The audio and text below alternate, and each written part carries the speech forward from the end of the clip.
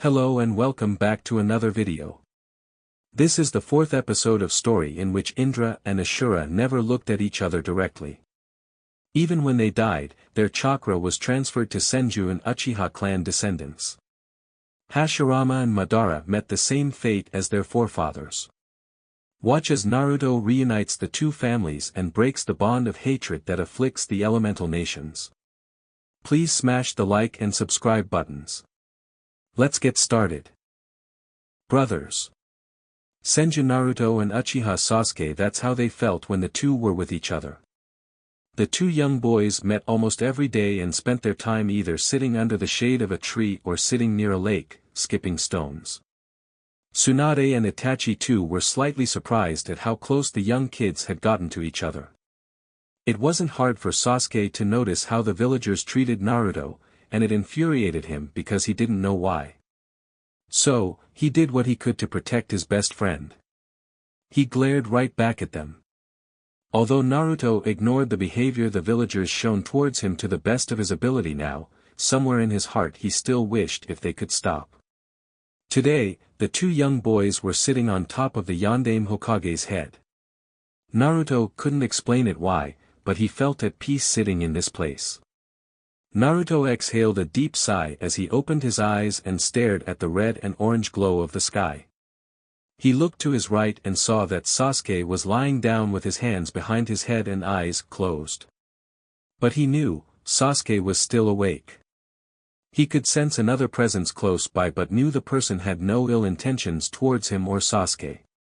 Probably one of those Anbu who always trails me when I'm within the village. He got up from his position and went to the edge and sat down. From there, he had the view of the entire village. Kakashi Hatake, the last surviving student of Yondaime Hokage, who was also an Anbu agent, was a few meters away on a tree keeping guard on them, especially Naruto. He never tried making any contact with the boy. He knew Naruto was the son of Yondaime Hokage, his late sensei. The death of his father, Tsukumo Hatake, hit him hard and his life had become a mess at that point. It was Minato who looked after him and helped him with his problems and taught him the ways of a shinobi. So, when he was informed by the Sandaime that his sensei and father figure had died in battle, he was devastated. He did not hate the blonde boy at all. Far from it. He was among the first ones to know that Minato and Kushina were expecting a child and was ecstatic on the prospect of meeting someone he could call his brother. It's just whenever he looked at Naruto, he saw his sensei's face in him and was reminded of the times he spent with him, and he couldn't bring himself to talk to the little blonde. He was broken out of his thoughts when he heard Naruto speak. "Sasuke." Naruto called out, still looking at the sky. The boy in question was now sitting beside his friend who had woken up the moment Naruto left his earlier position. Sasuke saw a thoughtful look on Naruto's face and answered, "What is it? Why do you want to become a shinobi?" He quirked an eyebrow upon hearing the question, but answered nonetheless. "To become strong. To become the strongest Uchiha there is, to ever live." Naruto glanced towards Sasuke once and saw the look in his eyes. It was filled with determination and confidence. It made him believe his friend could achieve his goal in the long run. "What about you, Naruto? Do you want to become the strongest shinobi in your clan?" asked Sasuke. Naruto thought over it. He knew there were several amazingly strong shinobi in his clan and two of those were the first two Hokage of the village. As well, his mother, Senju Tsunade, is regarded as one of the strongest shinobi in the elemental nations. He looked towards the sky again and saw how majestic it looked in its evening color. "I want to become Hokage someday," he answered confidently. Sasuke widened his eyes upon hearing that and looked towards Naruto. He then smiled a bit upon hearing that. Only he can think of such big dreams. Sasuke thought. "I don't know why they hate me, Sasuke. But I want to show them that I'm not a bad person. So, someday when I become Hokage, they will all acknowledge me. I will surpass the Yondaime one day." He is regarded as the strongest and the greatest of all the Hokage. Naruto said looking at Sasuke. Sasuke obviously knew the tales of the Yondaime Hokage. His brother, Itachi, had told him a lot about the man. So, to think his friend wanted to surpass the strongest of all Hokage was a bit surprising for him. He saw Naruto stand up and look down at the village. "It's beautiful, isn't it?" Naruto asked in a small whisper. Sasuke followed the blonde's gaze and indeed had to agree the village looked beautiful under the red and orange glow of the evening sky. The village looks so peaceful now. I want to protect this. I can sense how happy the village is at the moment. I want to do everything in my power to keep our village like this. The people of this village may not like me now, but this is still my home and the place where I was born. That is why I will be Hokage, to keep this village safe. I will train hard and become strong. No matter what happens, I will protect this village from anyone who tries to harm it. Then people will acknowledge me as Senju Naruto. People will start looking at me like someone important. Spoke a highly passionate Naruto. Sasuke didn't know what to say. He had never heard anyone say such a thing. His father always taught him that the Uchiha were above everyone else and that the village should work with them as their leader. I don't know about the village, Naruto. But I will always be there for you. No matter what happens, I will be there to protect you. You are younger than me, so it is my duty to protect my little brother. I will help you become stronger. Sasuke said the last part in a bare whisper looking down at the village. Naruto became a bit flustered upon hearing Sasuke call him his little brother, but maintained his calm persona. Ka-chan and Jiraiya Aji-chan did tell me that I should remain calm in all circumstances. Naruto thought. Kakashi, who was watching them from a distance away, widened his eyes upon hearing Naruto proclaiming his dream. Kakashi couldn't see his face since he was facing Naruto's back, but he was sure the expression on the blonde's face would be one to remember. Sensei. That one word was the only thing that he could think of right now. If only you here to see your son. Minato-sensei. I am sure you would be proud of the way he's growing up. Kakashi thought with one of his eye smiles. He saw Naruto and Sasuke leave the Hokage monument and make their way towards each other's home. After some time, Kakashi came out of the trees once he was sure the two boys were gone. He stood at the same spot Naruto was standing a few minutes ago and looked down at the village. He just stared at the village for a few seconds and then looked towards the setting sun. He closed his eyes and thought, maybe I could help Naruto with his dream, Minato-sensei. I will help him in any way I can. I know you would have wanted me to. Kakashi thought to himself as he opened his eyes. After all, he's the only family I have remaining. And with that thought, Kakashi disappeared in a puff of smoke. A few minutes earlier at the Senju compound was among the first compounds to be built, along with the Uchiha and the Hyuga, when the village was first formed. During those times, the Senju clan was vast and had several hundred members. Thus, to suit everyone's needs, Hashirama had built a large compound with several houses within.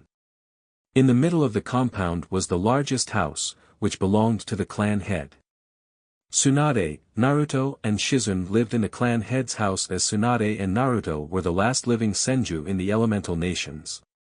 Shizune, who was the niece of Dan Kato, Tsunade's former lover, had no other family left after her uncle had died fighting in the Second Shinobi War.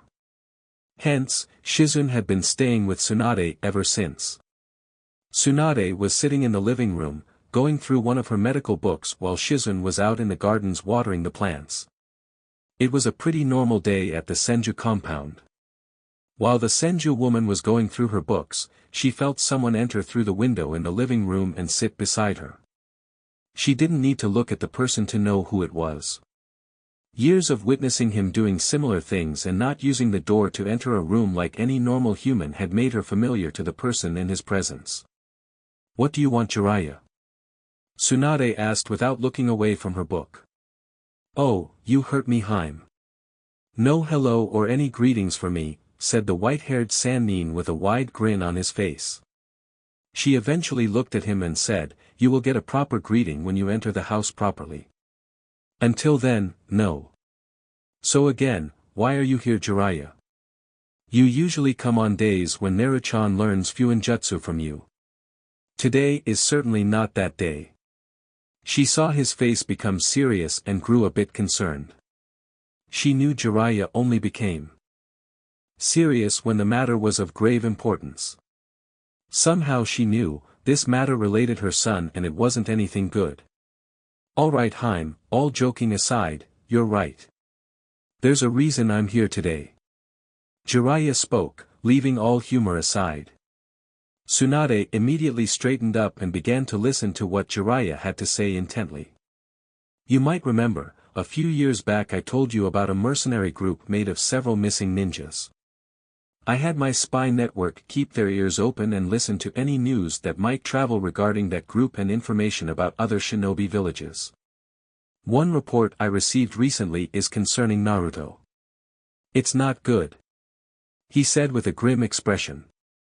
Jiraiya had decided it was best not to tell Tsunade about the missing ninjas being S rank at that time, since she had just agreed to take care of Naruto, and hearing about such a disturbing group might have increased her worries as a mother.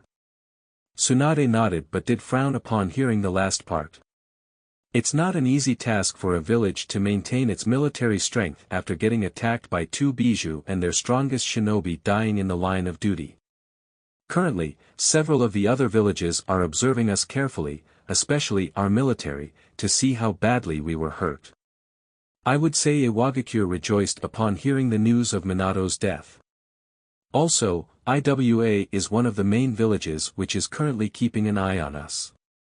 That old fence-sitter, Anoki, was always a cunning and a hot-headed man. Kumogakure's Sandame Raikage died a couple years back as you know, and A was selected as the Yondame Raikage. Although I doubt Kumo would do something drastic as of this moment, since A and Minato had a friendly relationship and rivalry between each other. But still, we can't rule them out yet. Kirigakure no Sato has been staying neutral towards any village for the time being, so it's hard to devise their motives. Jiraiya informed, to which Tsunade nodded for him to continue. Thankfully, Sarutobi-sensei has been keeping other villages in the dark about how badly the village was actually hurt.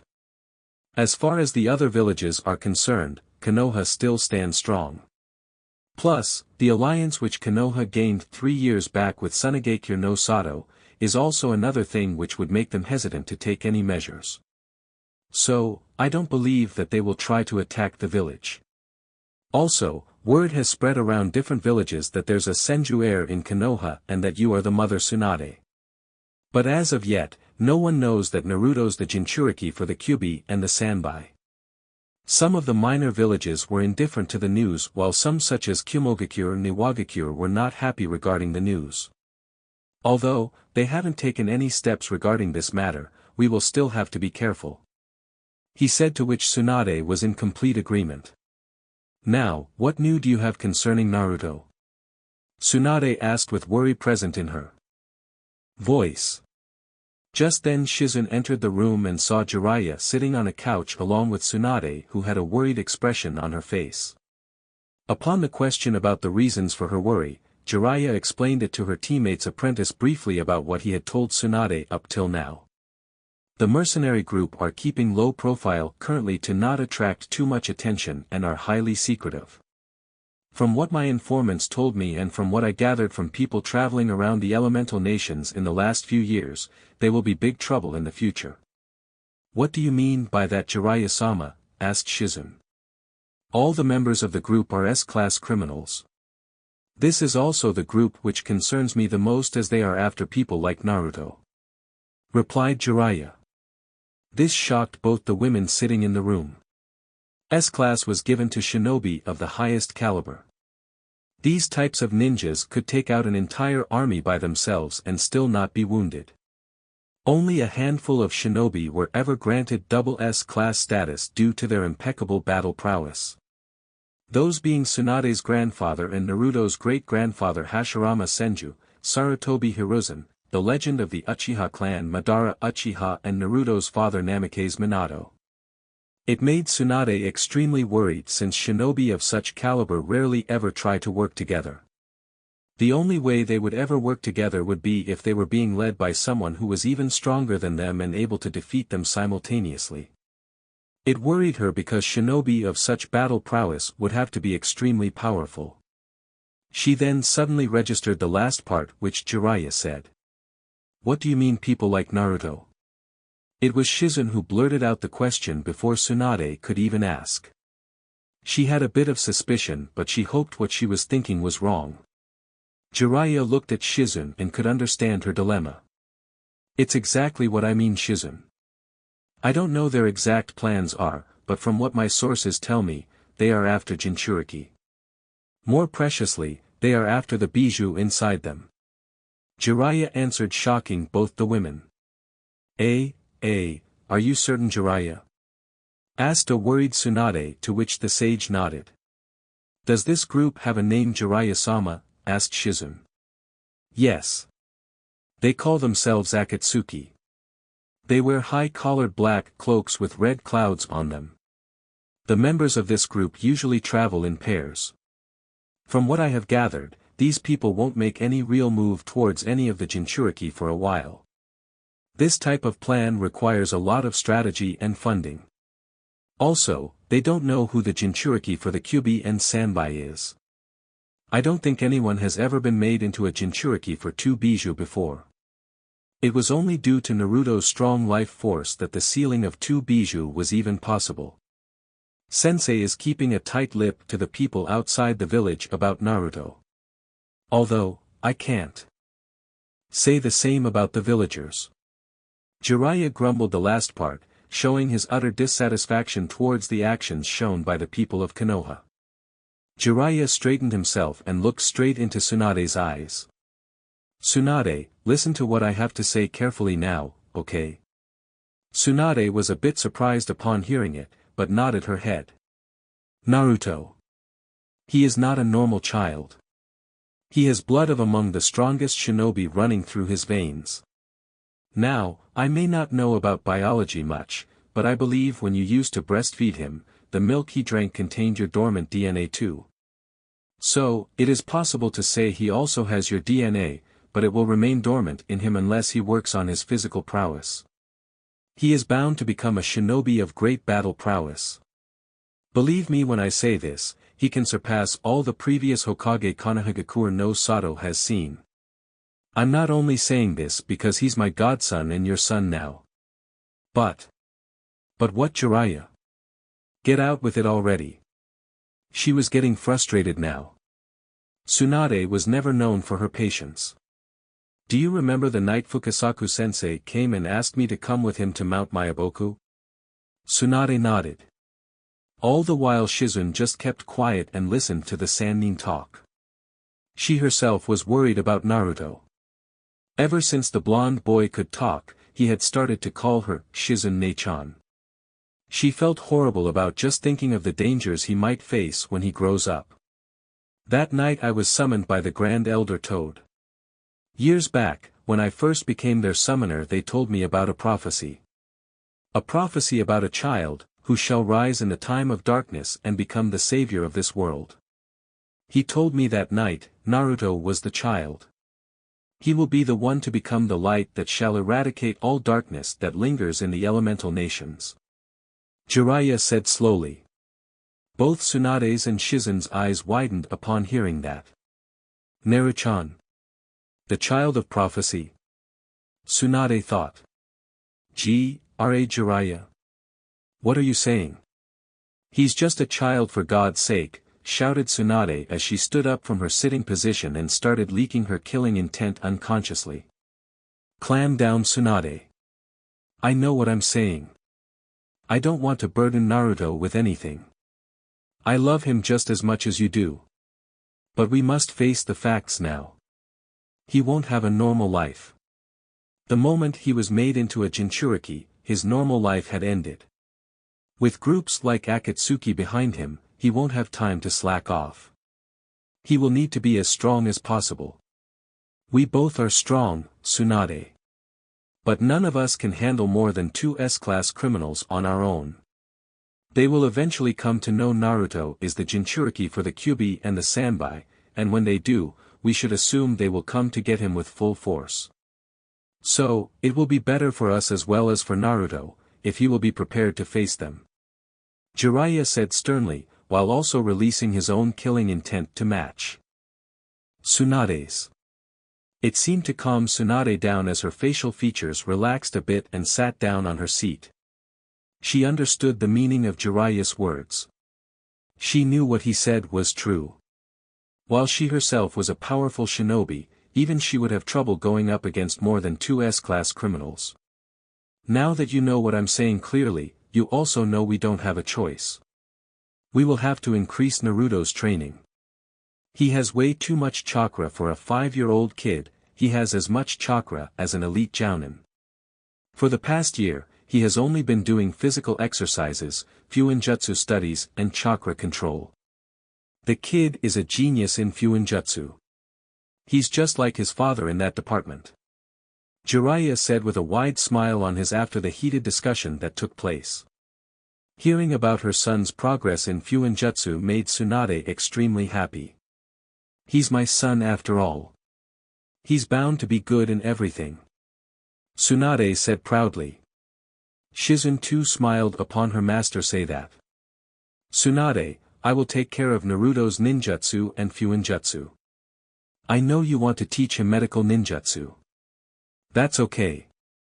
If he becomes capable of doing medical ninjutsu, his chakra control would be almost perfect then. That will just make his ninjutsu much stronger. Jiraiya explained.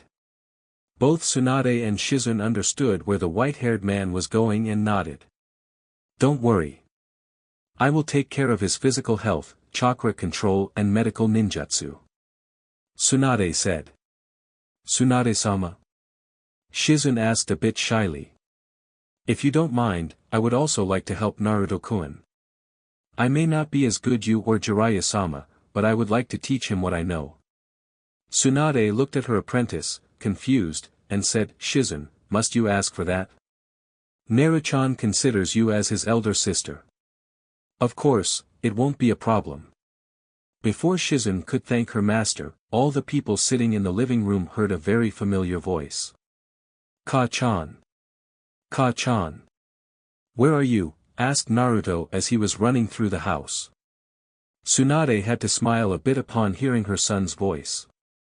It always brought joy to her. Naruto-chan, I'm in the living room. Come over here. She spoke loudly, to make herself audible to Naruto. Naruto, hearing his mother's voice, ran as fast as he could and entered the living room. He quickly went to his mother and gave her a tight hug. Oh. Looks like my little Naruto-chan missed me a lot today, huh?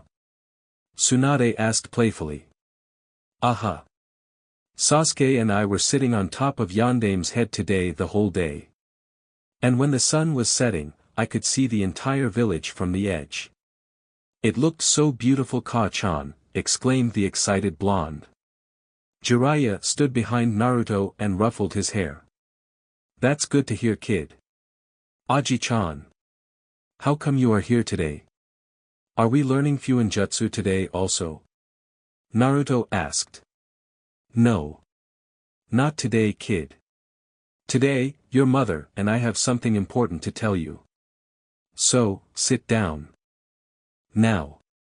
Naruto did as he was told and sat down on the couch beside his mother. Naruto-chan. We are going to start training you in the different arts of shinobi starting from tomorrow, okay? So, today you take rest and from tomorrow we will start training you seriously, okay? Naruto became very excited upon and a huge smile found its way to his face. Now I can become stronger and be Hokage someday, he stated happily. Tsunade just froze upon hearing those words coming out of her son's mouth and stared at him. What did you say Naruto-chan? She asked him again just to make sure what she heard was correct. Jiraiya too was staring at Naruto and waiting to see what the kid would reply. Naruto felt a bit awkward being put into the spotlight like this. He saw his Ka-chan, Aji-chan and Ne-chan all staring at him and waiting for him to reply. He calmed his nerves looking straight at his mother and said, I want to be Hokage someday Ka-chan. So, someday the people of this village will acknowledge me and notice that I'm not a bad person and start seeing me as someone important. I will surpass all the previous Hokage, especially the Yondaime, and show everyone that I'm Senju Naruto. I will protect the village with everything I have just like the Yondaime. To be Hokage, that is my dream. Tsunade did not know what to say. Those words. Those exact same words. She had heard that so many times. And every time, the person was taken away from her, as if life was playing a cruel joke on her. Suddenly she saw a faint image of her grandfather Hashirama standing to Naruto's left with one hand on his left shoulder, Dan and Nawaki standing on his right with each of their hand on his right shoulder and finally Minato, with his right hand on his son's hair. All of them had smiles on their faces and they nodded their heads. She blinked her eyes, wondering if she was hallucinating. The next moment, they were gone. She saw Jiraiya kneeling in front of Naruto to his eye level and both his hands firmly on Naruto's shoulder. I believe in you Naruto. That is a very noble dream.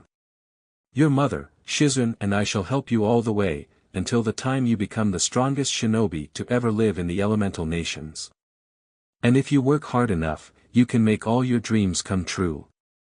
Jiraiya spoke softly, looking at his godson with a smile. Maybe I could trust in someone else again with that dream. I believe in you too, my little Naru-chan. Thought Tsunade.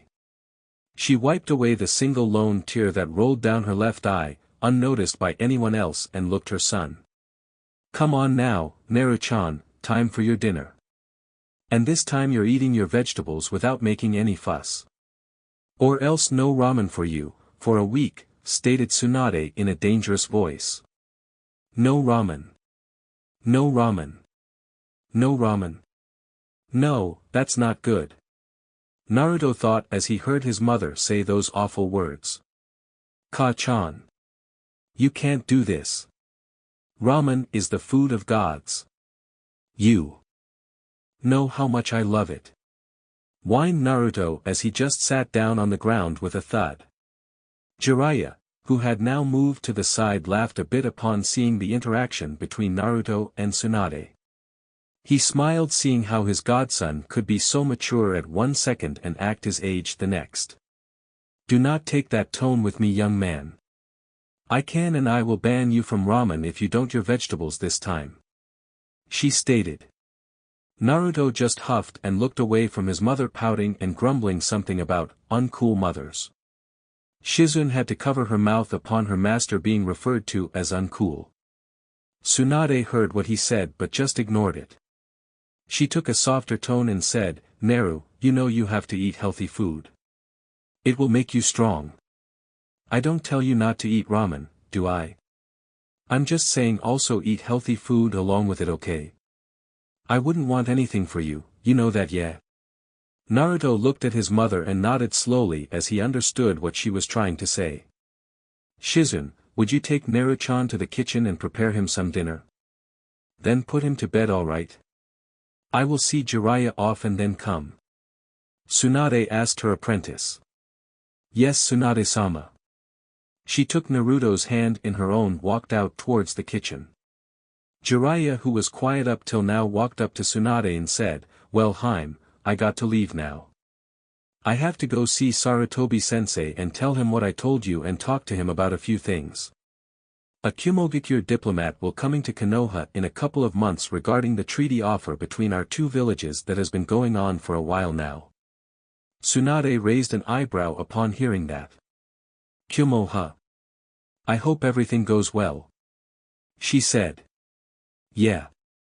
Well, I will drop by tomorrow to explain further to Naruto about the training he's going to undergo.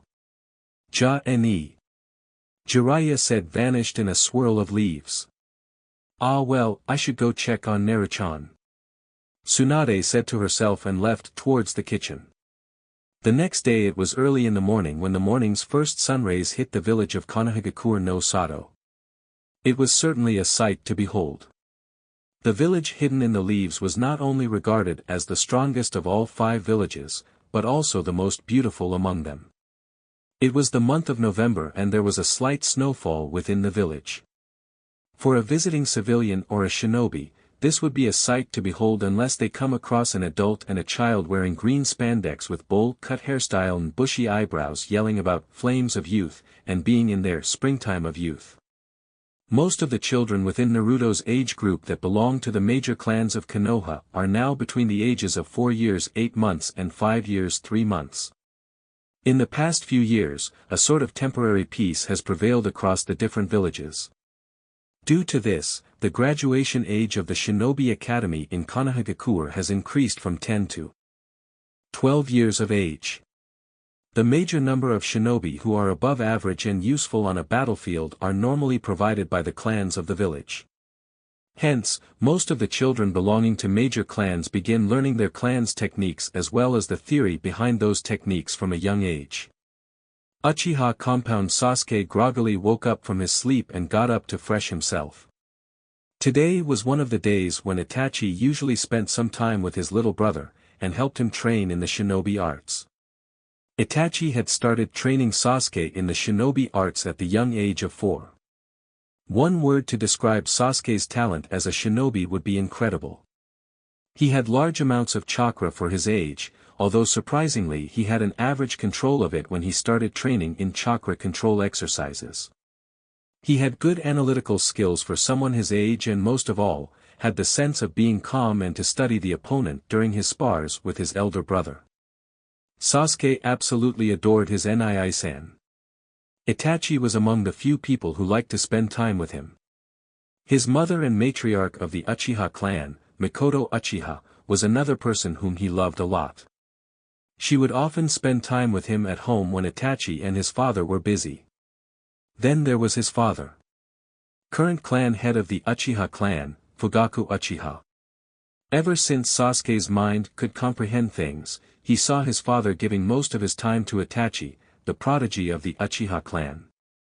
Whatever he tried, his father never seemed to give him much time of the day and always said that he should strive to be more like his brother. There were times when Sasuke found himself envying his brother because Itachi had one thing he, himself, always yearned for, his father's praise.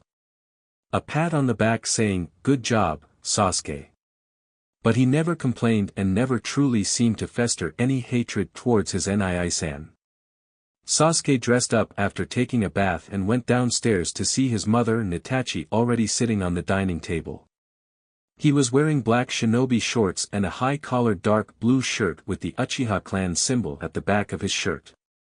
"Ka-san, ni-san," Sasuke said happily as he took a seat next to Itachi. Mikoto smiled looking at her youngest child. She was glad he wasn't born during the age of war and did not have to grow up and mature as quickly as Itachi had to. He still has his innocence, she thought. "Sasuke-kun, you got up early today.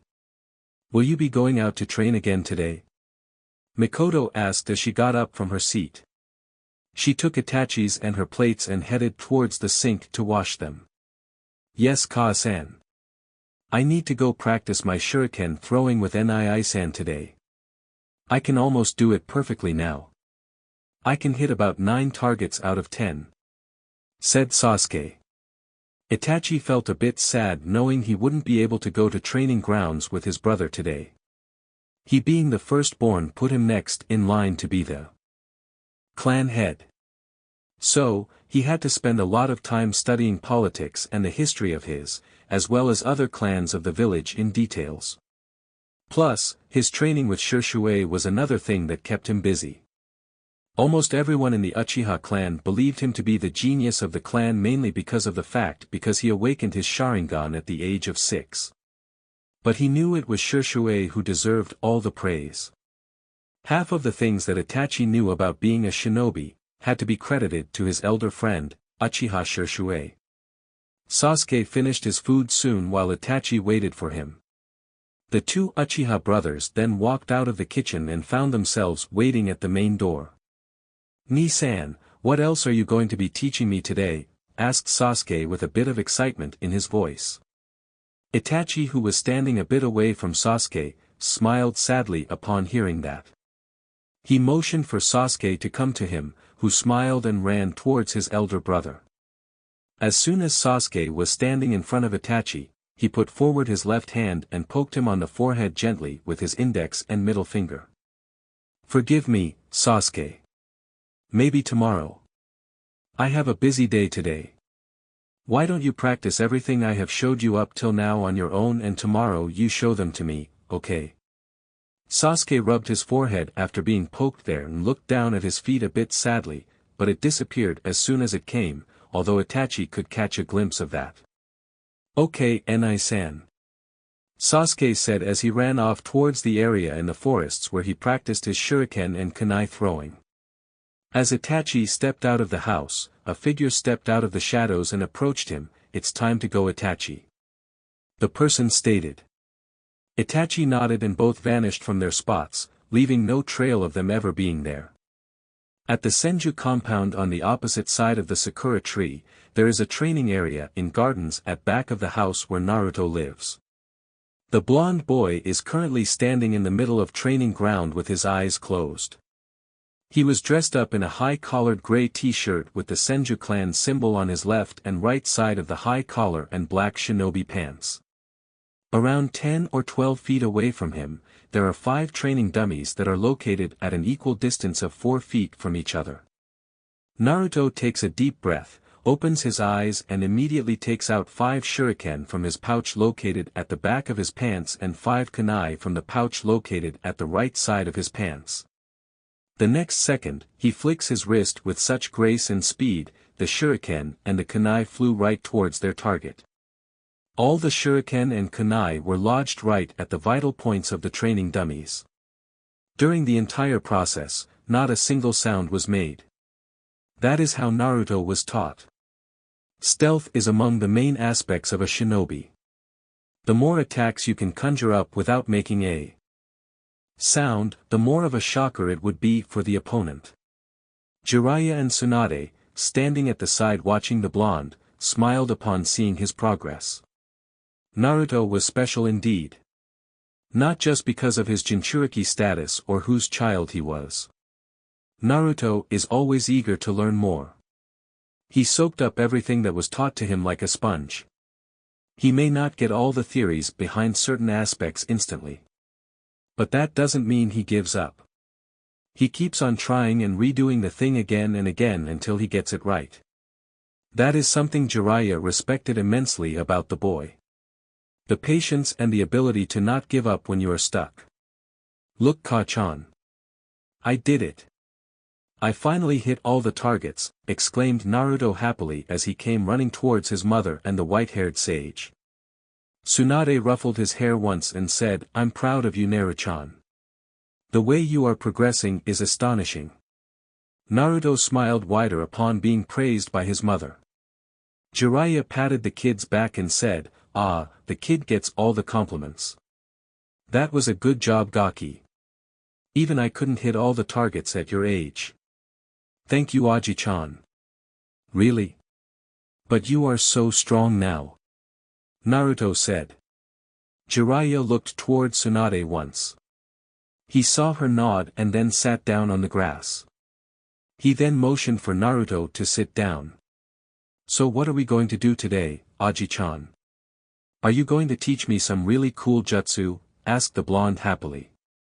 "No, not today, kid. From today, we are going to start training you in all the fields of the shinobi arts. The physical exercises that you have been doing the past year should be more than enough for the taijutsu style your mother has in mind to teach you," Jiraiya said. Naruto nodded as he heard his godfather speak. Tsunade decided to step in and said, "Naru-chan, Jiraiya is going to be looking after you in ninjutsu and fuinjutsu, and with me you will be studying medical ninjutsu, your taijutsu style and chakra control. Shizun will be helping me teach you from time to time." "Okay. Really?" Naruto asked, amazed at what all he was going to be learning. In the past year, Naruto had also been made to read several books regarding the different villages, Shinobi, and the history of elemental nations. He knew his Ka-chan and Aji-chan were extremely strong ninjas and not many could stand up to them. So, to be taught everything there is in the shinobi field by them was an exciting aspect for Naruto. Both Tsunade and Jiraiya laughed a bit upon seeing his mouth wide open in amazement and nodded to his question. I will train really hard and become a strong shinobi, Ka-chan and Aji-chan. You will be proud of me that day. Naruto said proudly. Tsunade moved closer to Naruto and kissed him on his forehead gently and said, I'm already proud of my little Naru-chan. Naruto's face flushed a bit upon being kissed by his mother in front of his Aji-chan but did not say anything. Tsunade did got an evil smile on her face which sent shivers down the spine of Jiraiya and especially Naruto. Naru-chan, I think you are ready to go through my special physical training regimen now. Yes. You will do fine. Tsunade said the last part very slowly while rubbing her hands together, almost making her look sadistic. Jiraiya paled upon hearing that. He knew what she was talking about. He had been one of the people she had tried that special training with when they were young and the sage wanted no part in it. He looked at Naruto and saw the boy giving him a questioning look. Oh, I wish the kid survives. Tsunade can be brutal when she wants to be. He thought. Hours later in the forest surrounding the Uchiha clan compound several of the trees around had scratch marks on them, indicating that they were either done by a shuriken or a kunai. Several of them were lying on the forest floor while some were lodged deep into the tree. Some trees also had intense burn marks on them, showing that a katan jutsu was recently used here. At first glance, one might think it was all the doing of a trained shinobi. But, it was not. A 5-year-old boy with black hair stood at a height of 3 feet and 4 inches. He quickly went through hand seals for a jutsu which he had been practicing to improve on for a few months now. He stopped at the tiger seal and molded superheated chakra inside his stomach before releasing it through his lungs and mouth. Katan, Gokaiku no Jutsu, fire style, fireball jutsu, shouted the boy before releasing a medium-sized orb of fire from his mouth, burning several of the trees in its path. Since most of the trees were covered in snow at the time, the impact of the intense hot fire was mostly absorbed by the snow, which made sure the forest did not catch fire. Sasuke Uchiha smiled upon seeing his work and allowed his body to fall freely on the ground covered in snow and relaxed when his body contacted it. He didn't know how long he had been out there practicing. But, seeing the color of the sky, he guessed it was evening now. He still had a couple of hours before he goes back home, and decided a little nap wouldn't do any harm. About 10 or 15 minutes later, Itachi came upon a rare sight of Sasuke sleeping while having a fond smile on his face. He looked around himself and was amazed. All the marks were perfectly struck with kunai and shuriken and those which failed to stick to the tree were lying on the ground. He looked to the other side and saw the results of Sasuke's katan jutsu. A smile formed on his face as he thought, you are improving at a phenomenal rate, Sasuke. But you still have years before you can catch up to me. I'm sure the time will come soon when you will surpass me, Sasuke. He picked Sasuke's sleeping form and piggy-backed him to the Uchiha compound. 2 months later Sarutobi Hiruzen was sitting in his office at his desk signing away the papers as he does most of the days. The secretary, sitting outside, often heard random shouts of, curse this paperwork and I'm getting too old for this shit.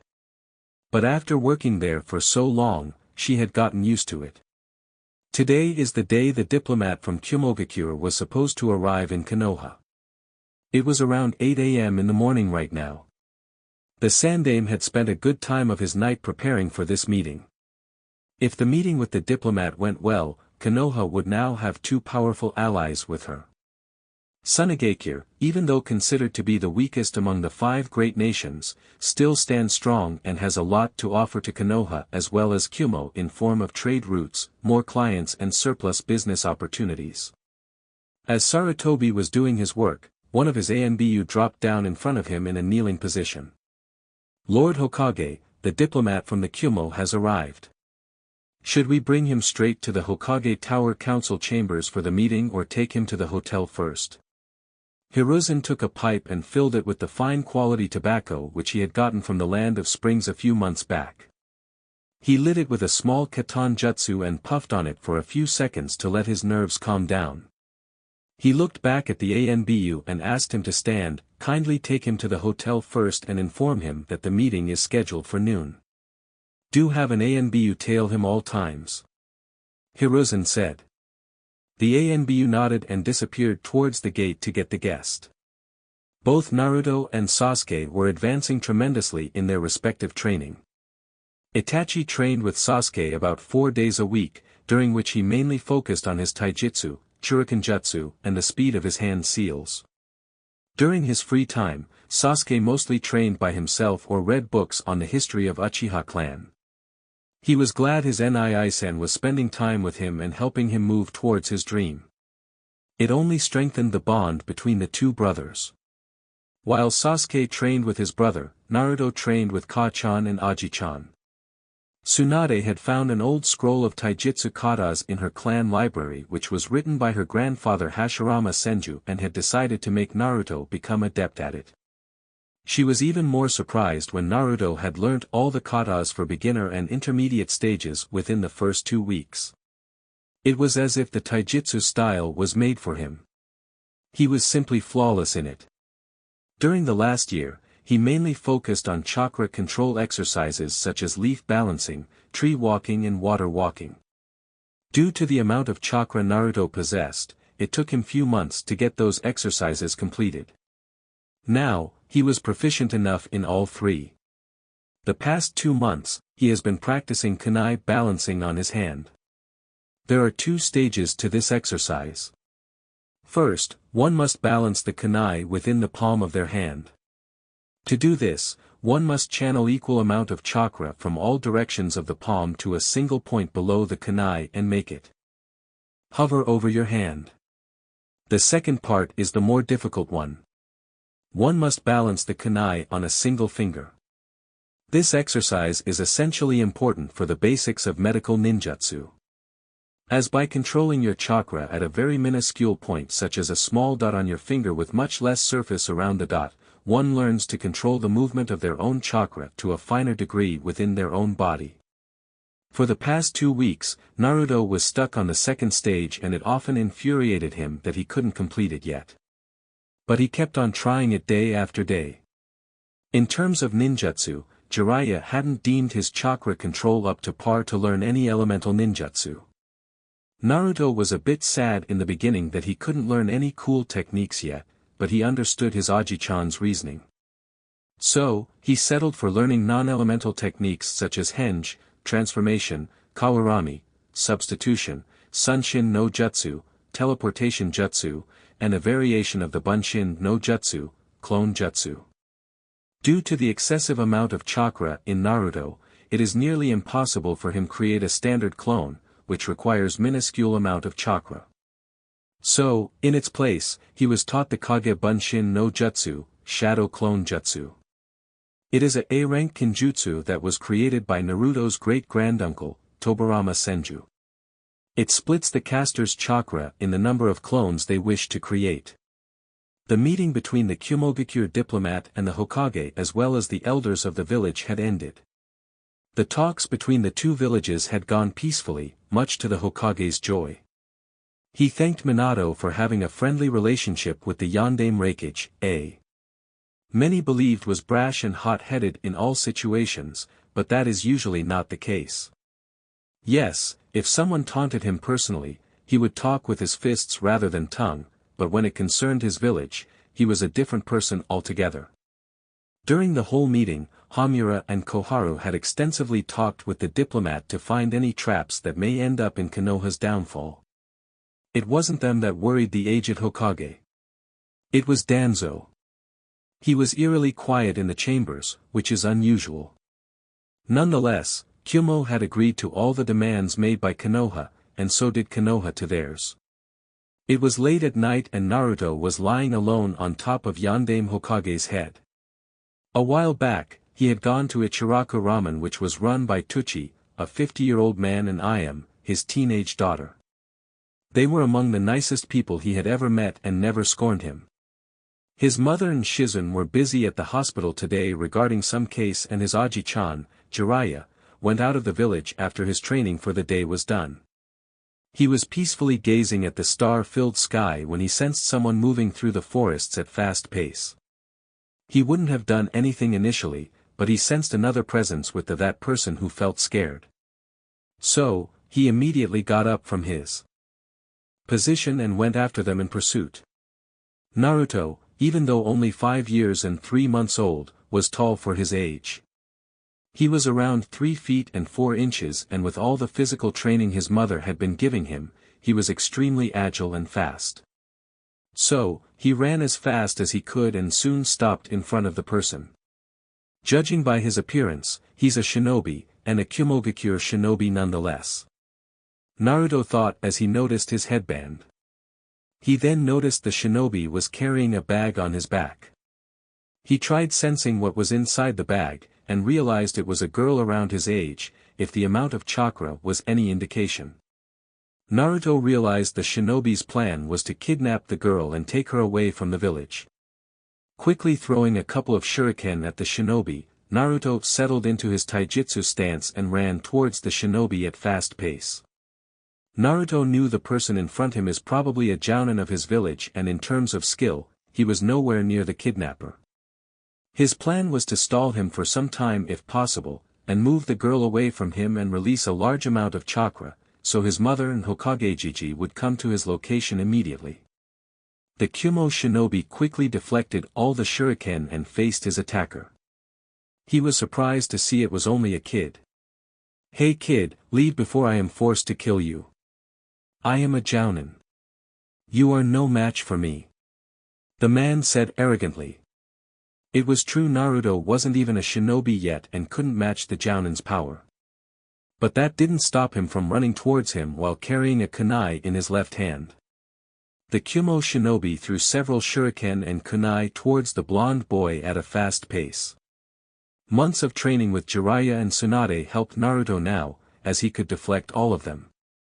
The shinobi saw the look in the kid's violet eyes for just a second and hesitated to do anything. That look was cold and of one who isn't afraid to do what he is doing.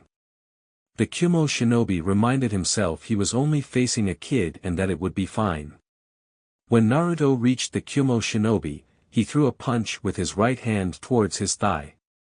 The shinobi, with his fast reflexes, parried away the strike with his gauntlet hand and immediately got hold of Naruto's left wrist, which was coming to strike him with the kunai he was holding. With his extreme agility, Naruto kicked the man on his chest and freed himself in the process. The man gasped for breath as soon as he was hit and skidded back a few meters away. Naruto saw that the bag the shinobi was holding had rolled out of his hands towards a nearby tree. He immediately ran towards the bag and opened it. What he saw caught his breath. There was a little girl around his age. She had neck-length indigo-colored hair and white eyes, trademark of the Hyuga clan. She had the most beautiful face he had ever seen. Beautiful, he thought. He found himself staring at her for a second and then realized the danger wasn't over yet. He heard the girl sniffling a bit and rushed her out of the bag. "Are you okay?" he asked her with concern. The girl nodded her head weakly and looked at the boy's face who had come to save her from the kidnapper. White eyes met with violet ones. She was about to ask his name, when a kunai was thrown towards the boy, which made him jump a few meters back. "Ouch! That hurt you, damn brat. I never thought I would have to hurt you seriously. But now you are going to have to pay," the man shouted before he took out a kunai. Naruto and Hinata saw the man cover the kunai with his chakra, which started sparkling. Naruto knew what the man was doing. Covering the kunai with his right-hand chakra. It was dangerous, he knew it. He moved slightly closer to Hinata to protect her, if need be. The Kumo shinobi, on seeing the blonde boy stand protectively beside the Hyuga girl, got an evil smirk. He threw the electrified kunai towards Hinata at fast pace. Naruto immediately covered the distance between himself and the girl and pushed her out of the way. Hinata fell to the side and saw her savior was about to be killed because of her. She felt so weak and pathetic at this moment. She covered her face with her hands as she did not want to see him get killed right in front of her face. In an instant, she was pushed a few meters back when she felt an outburst of incredibly large chakra. She looked up to see who it was and her eyes widened. For Naruto, time had literally frozen. He didn't know what to think. Is this how I'm supposed to die? I never even reached my dream. I'm sorry, Sasuke. Thought Naruto. He closed his eyes and thought how his mother would feel if he died now, and that feeling brought forth an immeasurable sadness in his mind. He didn't want to leave his mother. He didn't want to leave Shizune-chan. He didn't want to leave his Aji-chan, Hokage-jiji. A lone tear slipped down his right eye and suddenly, a wild, uncontrolled violet chakra exploded out of Naruto. In the hospital, Tsunade and Shizune were both packing things up in their office when they both felt the uncontrolled explosion of chakra. Tsunade's heart started beating rapidly as she left whatever she was doing and ran out of the window to the back of the Hokage monument, from where she felt her son's chakra. Naru-chan. Please be safe. Ka-chan is coming soon. She thought. Shizune was following her master, equally worried for her brother-like figure. In the Hokage office, Sarutobi was doing his paperwork when he felt the chakra. He knew it was Naruto's. But something felt different about it and yet familiar at the same time. He got up from his seat and immediately rushed towards the place from where he felt the chakra being released. Kakashi, who was there inside the Hokage's office, also ran after Sarutobi as he too knew Naruto's chakra signature. Back with Naruto, the Kumo Shinobi, watching this, was shocked as the amount of chakra that was being released right now. What is this kid? He's probably not even a genin, and the amount of chakra he's releasing is already more than mine. He doesn't seem to be moving. Let me finish him quickly. The chakra swirled around Naruto in random directions. Naruto felt like he was in a trance. He couldn't move. He saw the Kumo Shinobi move towards him but couldn't do anything. Suddenly he felt both his hands moving towards each other and clasping. His and everyone's eyes widened to extreme proportions when suddenly, several tree branches came out from the ground and went right through the Kumo Shinobi, killing him instantly. The look of horror on Naruto's face upon realizing that he just killed the man was unbearable. He wobbled for a moment before he slumped down and fell unconscious. Hinata, who saw the entire event, ran as fast as possible towards Naruto. She went and sat close to him. She looked at him with concern and said in a soft whisper, don't even know your name. Sarutobi, Tsunade, Shizune and Kakashi soon came to the location and saw the disaster that had taken place. Their eyes fell on Hinata and the unconscious form of Naruto. Tsunade immediately ran towards Naruto to help her son. Sarutobi saw the body of the Kumo Shinobi, who was in fact the Kumo diplomat with whom he had the treaty talks with, impaled by several wooden branches. His eyes fell on Naruto as his experienced mind concluded the events that took place. Hashirama-sensei, thought Sarutobi. Obviously Sarutobi saw the body of the Kumo Shinobi, who was in fact the Kumo diplomat with whom he had the treaty talks with, impaled by several wooden branches. His eyes fell on Naruto as his experienced mind concluded the events that took place. Hashirama-sensei, thought Sarutobi. Present Tsunade and Shizune immediately ran towards Naruto and Hinata without giving any attention to the man who was lying dead further to their left. Meanwhile, Hinata, who was sitting close to Naruto, tensed a bit and moved slightly closer to him upon seeing so many people arrive at their location. Tsunade, upon reaching her son, scooped him up in her arms and started to check him all over for any external injuries. To her relief, the most he had received were scratches on his arms and face. She gently put him down on the ground and moved her hands over Naruto's arms. Her hands then started to glow green, and to her surprise his injury started to heal faster than she had anticipated. Must be the Kyubi. It is known for its regenerative powers, she thought. She started flowing her medical chakra into his body to relax his muscles so he wouldn't be in pain when he starts to wake up. She moved her gaze from her son towards the little girl who was sitting beside Naruto and saw that she was being treated by Shizune. She knew the girl was the Hyuga heiress, Hinata Hyuga. She made a point to talk to her later as to what happened. She made a Kage Bunshin and ordered it to take Naruto to home for now. As soon as Naruto was out of sight, she turned around with anger burning in her eyes to look at the person who was responsible for her son's current predicament. What she saw made her body freeze.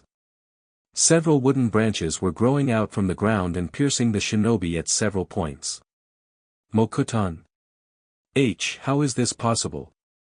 That ability was lost when Hashirama Ajisen died, and no one in our clan has ever been able to use that ability ever since. When Tsunade, Shizune and the others reached Naruto's location, the Senju clan head and her apprentice's mind were only on Naruto. Thus, failing to take notice of the shinobi who was impaled by wooden branches. Tsunade got out of her frozen state and moved towards Sarutobi to discuss the situation with him when she saw Kakashi burning off the wooden branches and taking the Kumo shinobi to morgue, possibly. With Hinata did not have any injuries per se. Although she did have a few bruises here and there, possibly when she fell while she was still within the bag or when she was thrown back by Naruto's chakra outburst. It still surprised her to see how much chakra the blonde boy possessed. She was only 5 years old, but she could use the revered Byakugan of the Hyuga clan. She often went out on walks through the village with a branch family member named Ko guarding her. At times, she did check on people's chakra levels, including the current Hokage, and the blonde boy's chakra levels was almost on par with that of the Sandaime Hokage. She was currently lying down on the ground as the lady was healing her bruises. "And here you go, you are as good as new," Shizune said as she sighed in relief. She knew who the girl was. Hinata Hyuga, princess and heiress of the prestigious Hyuga clan. She had seen her several times in the village walking with her guard. A few weeks back she had seen her at the hospital. It would not have been good for her if the clan heiress of an influential clan was hurt while she could help it. Hinata sat up straight and moved her hands and legs a bit to make sure, and she was surprised to see that she was as good as before. "Arigato," she said meekly, looking at Shizune. She then looked around to see if she could find the blonde and noticed he was not around anymore. Where is that boy? What is his name?" Shizune was confused for a while as to who she was asking about and realized she must mean Naruto, as he was the only one with her here apart. "I can be so stupid at times," she thought with a deadpan expression. Hinata saw the weird expression on her face and was about to question her when she replied. "Oh, you are talking about Naruto-kun. He has been taken home so he could rest. Don't worry too much about him. He will be okay after some rest." Naruto. That's a beautiful name, she thought. She was glad he was okay. She couldn't help but feel sad if something had happened to him when he saved her from that man. "We should get you home, Hinata. Your family must be worried about you. I will drop you to your house now, okay?" Shizune asked as she got up. Hinata nodded and got up too and held Shizune's hand. Shizune and Hinata then walked towards where Tsunade and the others were standing to inform them about Hinata's situation. Shizune saw the Kumo shinobi impaled by several wooden branches and she momentarily stopped. She felt sadness, regret and shock. She resumed walking towards Tsunade when she noticed Hinata was staring at her quizzically. With Sarutobi and Kakashi, both Sarutobi and Kakashi had just one word in their mind. Mokuton. While one had only heard legends about the revered Kekei Genkai, the other had witnessed firsthand, it being performed during his life decades ago. They could not comprehend how it was possible for Naruto to possess it. They both were sure the blonde boy had no connection whatsoever to the Shodai Hokage. Sandaime-sama? How is this possible? Kakashi asked with disbelief in his voice. Sarutobi glanced towards Kakashi and saw how surprised he was. It was not an easy feat to catch Sharingan no Kakashi off guard. This was probably one of the few instances. He sighed as he massaged his temples. This is going to bring a lot of paperwork. I don't have the answers with me right now, Kakashi. Let's not discuss it over here. A Kumo diplomat being killed in Konoha is not going to sit well with Kumogakure. They have a lot to answer for the kidnapping attempt on the Hyuga clan heiress. Also, we can't be sure if the man worked on his own accord or if it was on the order of Reikage or the council in Kumogakure. Kakashi understood the implications of what Sarutobi was saying. It was a brittle situation. One wrong move from them and it could ignite war with Kumo. Even if it was a temporary peace within the elemental nations, it did not mean the different villages were slacking off in their military aspect. Hi, Hokage-sama. Kakashi said. Hiruzen nodded and said, take the Kumo shinobi off from those branches and burn off the wood. Word must not get out about Naruto possessing the Mokuton to the village yet. It could have dangerous implications in the elemental nations. Kakashi nodded and proceeded to do what he was asked.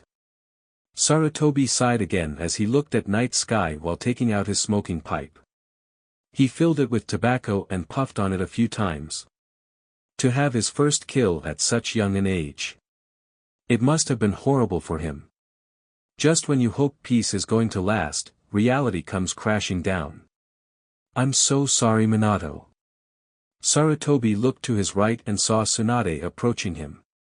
One look at her face and he could tell the woman was angry and equally surprised at the situation in front of them. Naruto was the closest person to her, and to know that her son's innocence was taken at a young age of 5 wouldn't sit well with her. Tsunade walked towards the aged Hokage and stood beside him. Sarutobi-sensei. I don't understand. How is this possible? She asked in disbelief. I know, Tsunade-chan. However, this isn't the place to talk. Let's get back home for now. I will send one of my summons to look for Jiraiya. Once he arrives, we will discuss the matter in my office. Sarutobi advised. Tsunade nodded weakly. She looked back where the man was and saw Kakashi had already taken him off and was burning the wood made from Naruto's chakra with a Katan jutsu. Once it was done, Kakashi sealed the body in a seal and walked back towards the Hokage and Tsunade. Take him to morgue and make Inoichi Yamanaka look in his mind. Whatever information we can gather regarding this kidnapping will be beneficial to us in our talks with the Reikage. Sarutobi said. Kakashi nodded and disappeared in a puff of smoke towards the Konoha hospital. Just as Kakashi was gone from sight, Shizune and Hinata walked beside them. Hokage-sama, Tsunade-sama, I think it's best for Hinata to be taken home now. She seems to be shaken by tonight's events. Shizune said. Hinata nervously stood beside Shizune and just looked at her feet. Both Sarutobi and Tsunade glanced towards the little girl once and saw how disturbed she seemed at the moment. Take her home, Shizune, and put her to sleep immediately. She will be better by tomorrow morning. Tsunade said. Shizune picked up Hinata in her arms, quickly ran towards the Hyuga compound. I should go home too, Sarutobi-sensei. I don't want to leave Naru-chan alone right now. Tsunade said. The Sandaime nodded to her and she too left, towards the Senju compound. Sarutobi gave one last glance at the spot where the man was killed and he too disappeared, thinking, the next few days are not going to be pretty. 2 shinobi wearing plain white masks were carefully observing the events unfold while standing on treetops a few distances away from the Sandaime and the Senju clan head. Let's go. We must inform this to Danzo-sama as soon as possible, said one of the men. They soon disappeared without alerting anyone of their presence. Half an hour earlier at the Hyuga compound, if one could describe the atmosphere within the Hyuga compound currently, it would be tensed and mayhem. Most of the people from both the main and branch family were frantically looking for the eldest daughter of the clan head, Hayashi Hyuga. While most were worried about the safety of Hinata, the elders of the Hyuga clan were mainly worried that the Byakugan should not fall into the hands of enemy shinobi. About half an hour had passed since Hinata was missing now. Hayashi had made a habit of checking up on her every night before he went to sleep. So today, when he went to check up on her, he found her room to be empty and the window to be opened. He doubted she would run away anywhere on her own, so the most likely scenario was she was abducted, he concluded. He had immediately gathered everyone from the branch family and sent them to search the perimeter of the Hyuga estates. Some people from the main family, who were fond of the young heiress, had also offered to lend a helping hand. Hayashi was standing in the gardens of the main house building near the gates of the Hyuga compound. Even though he still had his stoic face mask on, one who knew him closely could tell he was worried sick. Just a few weeks back, he had lost his beloved wife, Hitomi Hyuga. It was during Hanabi's delivery that she perished due to extreme fatigue and stress on her body. Do not worry, brother. We have our clan members looking everywhere for her. We will find her eventually. Came the voice of Hisashi Hyuga. Hisashi was Hayashi's twin brother and the head of the branch family of the Hyuga clan. Because he was born a minute after Hayashi, he was branded the cage bird seal. Even though family traditions separated the two brothers, they never treated one another as superior or inferior. In their eyes, they were family. Born from the same blood. Hayashi glanced towards his brother and released a deep sigh. I can't help but worry. She's young. She doesn't know how cruel the outside world is. I wouldn't be able to forgive myself if something happened to her. Hayashi was at least glad no one was here to see him this way. It would not be befitting for a clan head. Hisashi put his hand on his brother's shoulder and gave him a comforting squeeze. Among everyone, it was only Hisashi who understood the relationship between young Hinata and Hayashi. Some would say Hayashi was strict towards her because she's weak and lacked confidence.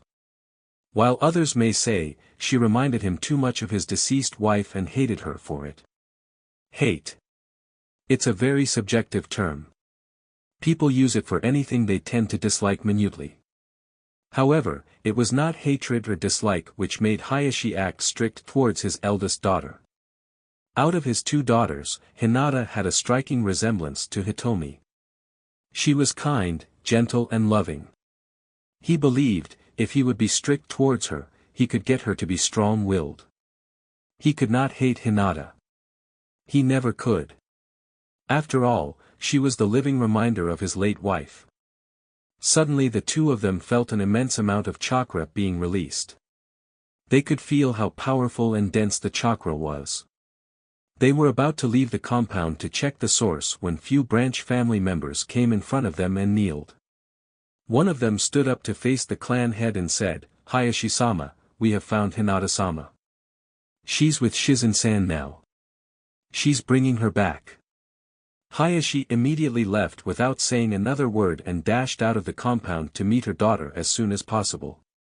Hisashi thanked the people in front of him standing for helping in the search and asked them to inform everyone else about the news. They nodded and dispersed. Hisashi too, followed behind his brother to meet with Hinata. With Shizun and Hinata. Shizun was walking towards the Hyuga compound with Hinata in her arms. Due to the stress of the events catching up to the young girl, she had fallen asleep. After some time they started walking. She was nearing the compound when she saw Hayashi running towards her and stopping in front of her. He was about to call out her name when he saw she was asleep. Is she okay? Hayashi asked with some concern in his voice.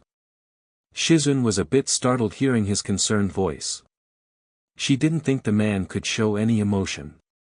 Nonetheless she nodded and said, she's fine now. She had some bruises and small cuts which I healed. Although she is a bit shaken from the events she witnessed tonight. He straightened his face and asked, what happened? The kidnapper would have gotten away with her, had it not been for Naruto-kun. He was able to stop him. It was a Kumo shinobi. Naruto apprehended the shinobi and saved Hinata from him, but the shinobi got killed in the process accidentally by Naruto-kun. Hayashi widened his eyes upon hearing her words. Even though he was a strict and harsh person at times, he would never wish a 5-year-old child to go through the feeling of killing someone. He felt a bit saddened upon hearing that. He hadn't done anything till now to help his childhood friend's son. "I'm sorry, Minato," he thought as he hung his head down for a second. He got those feelings out of his head as he asked Shizune to give Hinata. He gently took her from Shizune's arms and placed Hinata safely in his own. "Hayashi-sama, it's best if Hinata rests for a few days. It will be good for her mental health," Shizune advised. Shizune was about to leave when Hayashi's voice stopped her. "Shizune-san, do thank Naruto-san on my behalf. Even though I regret about what he had to do tonight, I am thankful to him for saving my daughter. Hinata and I shall visit the Senju compound tomorrow to pay him and Tsunade-sama a visit."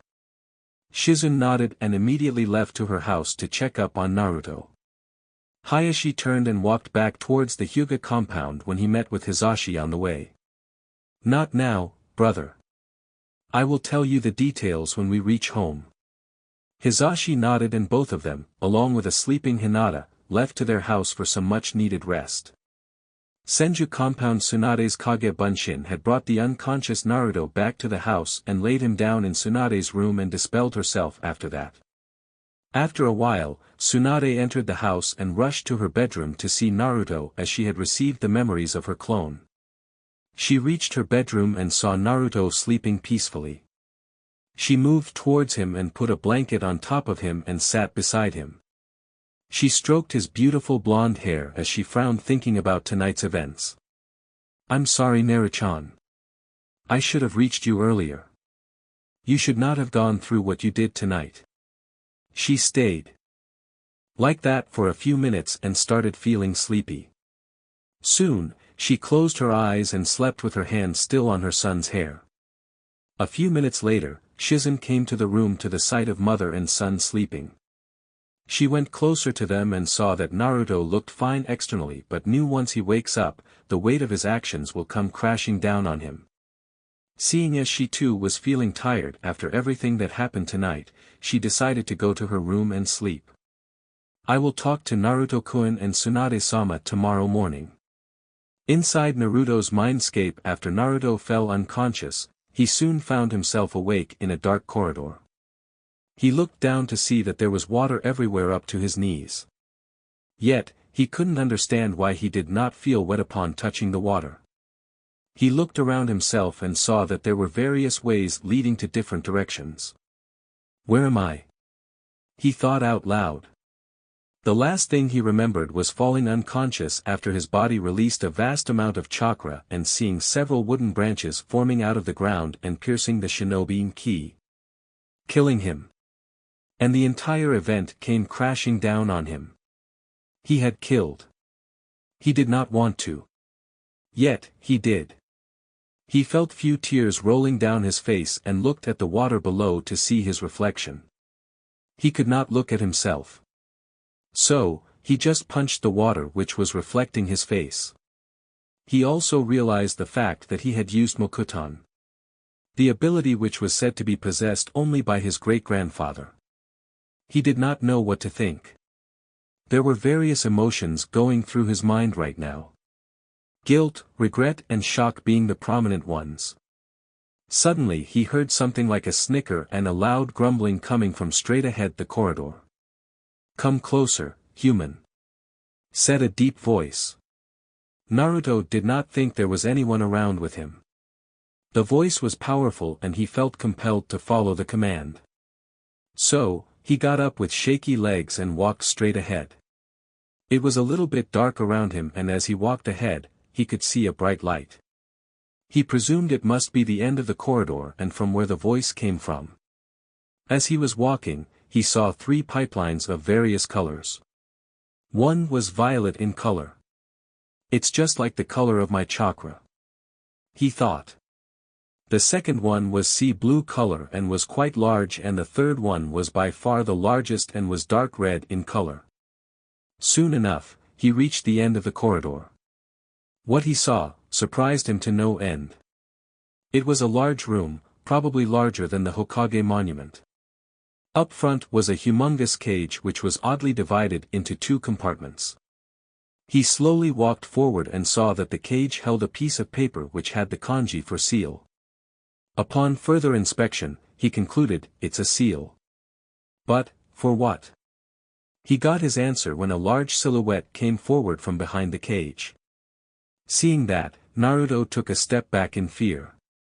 The figure soon revealed itself to the child. It had reddish-orange fur and large paws. But what distinguished the creature was its large red slit eyes and 9 tails swinging lazily behind it.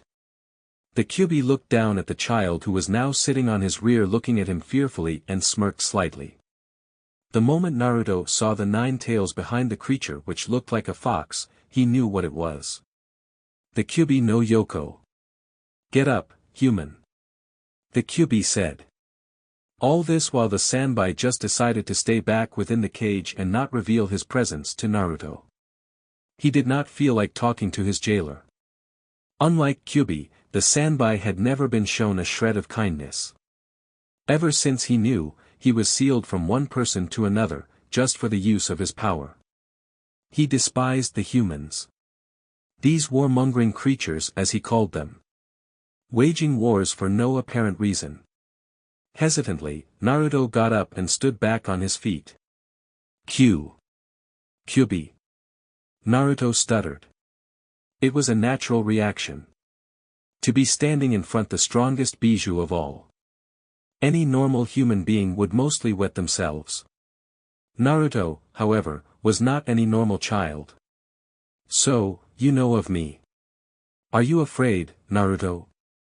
The beast asked, surprising Naruto. How was it that the Kyuubi knew his name? Where was he? Is he dead? Since he was told since childhood that the Kyuubi and the Sanbai who attacked Konohagakure no Sato years ago were killed by the Yondaime Hokage. He felt a bit saddened thinking that he was dead. The Sanbai scoffed in his mind, seeing this boy's stupidity. Like a human could ever kill a bijou. No, you aren't dead, boy. No pathetic mortal can ever kill a bijou. Now Naruto was dumbfounded. Can you hear my thoughts? Asked Naruto, now looking straight at the Kyuubi. Yes, I can. Since I do live inside of you because of that man you call Yondaime. What are you talking about, you? What do you mean live inside of me? Questioned Naruto. Do you have any idea where you are, boy? For a second Naruto felt like the bijou was mocking him. He quickly discarded that idea as he remembered reading in a book that the bijou were beings made of chakra with consciousness. They couldn't show any emotion. No. I don't. If I'm not dead as you say, then where am I? And how come you're here? Everyone in the village was told that you were killed by the Yondaime Hokage. Naruto was starting to get slightly scared now, not liking where everything was leading to. We are in your mindscape, boy.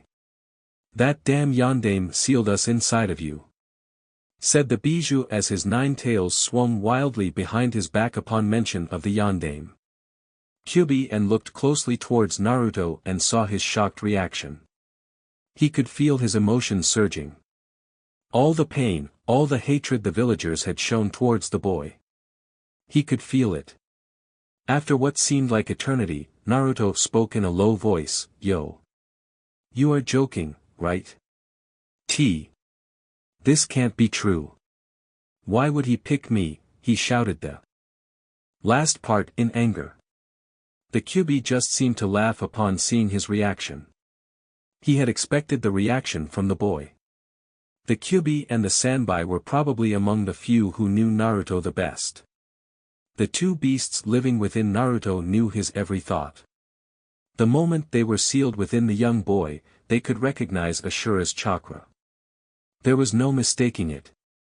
Ashura Otsutsuki's chakra had transmigrated to Senju Naruto. Their claim was proved right when he showed the ability to use Mokuton this night. I wouldn't know that boy. Unfortunately, we will be stuck with you till the time you die. The Kyuubi knew why it was. The Yondaime sealed the Sanbai in him within Naruto, but he decided not to reveal that. Even though the Kyuubi knew Naruto was the reincarnation of Ashura, it didn't mean he had to like the boy much. He still regarded the boy as someone who denied him his freedom. But, he also knew the Rikudo's last words to him. He scoffed a bit, thinking how his father always spoke in riddles. Being the eldest one among all the Bijou, he was the strongest, smartest and wisest among them all. Among the couple of reasons, he had decided to help the boy was because Naruto's chakra was soothing and calmed him down greatly. It slightly reminded him of the time he was still inside Rikudo Sennin. Unlike his previous two containers, he had a relatively easier time inside this boy. By this time, Naruto was now on the ground again on his hands and knees staring at his reflection. He had started learning Fuinjutsu from Jiraiya Aji-chan when he was 4 years old. From what he was told by the white-haired Sennin, he was a level 2 seal master. So, he knew the applications of an object being sealed inside of something. So, he understood that he was not the Kyuubi. He was not a monster or a demon like many of the villagers called him on several occasions. For some reason, he started to feel slightly calm. He at least knew the reason why the villagers seemed to hate him. He always used to wonder what he did wrong to deserve such treatment. Now, he knew it was not his fault for the treatment he received. Rather, it was some people's stupidity. Suddenly Naruto caught onto Kyuubi's words and realized something. We. Who else is there other than you? Asked Naruto as he looked at the Kyuubi. The fox was a bit surprised that his voice seemed to lack any fear in them. What do you think happened to the Sanbai if I'm sealed inside of you? Naruto was a bit annoyed that Kyuubi answered most of his questions in questions rather than giving straightforward answers. But he understood the implications of the fox's words. As he moved towards his right, he saw the giant silhouette of a creature which looked like a turtle, with 3 tails behind him. He wondered why the turtle had not shown himself till now. Do not even think about bothering me, boy. I'm not here to entertain your ass. He heard a loud deep voice and for some reason it sounded lazy. To him. Naruto thought of being sensible for now and moved back to his earlier position. Why are you being so calm with me? Naruto asked, as he was again standing in front of Kyuubi. We Bijou are beings made of chakra. Different Bijou signify a different emotion. I, the Kyuubi no Yoko, am a mass of hatred. All I can feel from everyone is negative emotions. However, your chakra reminds me of a man. It's calm and soothing. The Kyuubi said in sort of a deep voice which had no malevolence in it. Naruto was startled hearing his chakra had such an effect on the great Kyuubi no Yoko. Then he wondered how the books he read described the giant fox and how different the fox was in actuality. His mind shifted to why it was that the 2 Bijou attacked the village. They did not seem so bloodthirsty to him currently. I will not answer that question to you now. Just be glad that I'm not shredding you to pieces now. When the time is right and if you have earned my respect enough, then I may. The Kyuubi yawned as his tails swung lazily behind him again. Naruto felt a slight shiver run down his spine at the prospect of being shredded by the 9 tails. He felt even more at unease with the way the fox had said it so lazily. As if it was a normal thing to him. Now get lost, boy. Ordered the Bijou as he moved to the back of the cage. Naruto felt his body fading away and soon he was thrown out of his mindscape. Kurama, why do you even bother talking to the boy? Asked Isabu with contempt, once he was sure Naruto had left. Kurama could sense his brother was not happy about him talking to their Jinchuriki. The boy is special, Isabu. He reminds me of Tsunade. He will be the one to accomplish what Tsunade could not. The giant turtle stood up from his lying position as his 3 tails swished wildly behind him upon hearing that comment. Do not compare that whelp to Tsunade. None of these humans can ever be like him. No matter what words these humans use, they all say the same thing. At the end, we are nothing but pawns in their pathetic wars. Isabu paused for a while as if in deep thought. However, the boy did seem different. Ashura would not transmigrate in just any mortal. The boy must be special. He will still have to prove himself to me. Only time will tell, brother. Only time will tell. With that, the Kyuubi closed his eyes with one thought in his mind. Do not fail my trust in you, Senju Naruto. Early next morning. It was early in the morning that Naruto's eyes opened. He found himself in his Ka-chan's room with her sleeping beside him. He slowly pushed himself out of the blanket and got out of bed. He tiptoed towards the door and slowly walked out of the room.